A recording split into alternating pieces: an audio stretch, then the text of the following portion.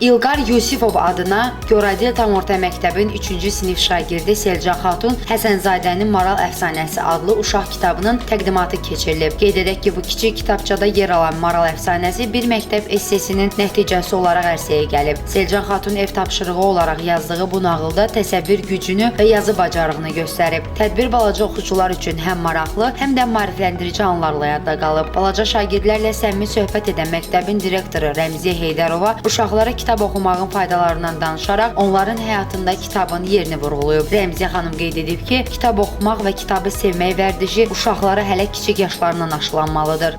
Həqiqətən də mən də çox bəyəndim, çox hoşuma gəldi. Kitab oxumaq bizim ən vacib məsələlərdən biridir. Son zamanlar biz kitab az oxuyuruq, düzdürmü? Bizim devrimizdə kitab çox oxunardı.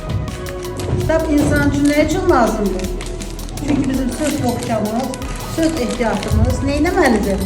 Çoxalmalıdır. İnsanın nə qədər söz ehtiyatı olsa, bir o qədər onun xəzinəsi, söz xəzinəsi çox olur. Düzdürmü?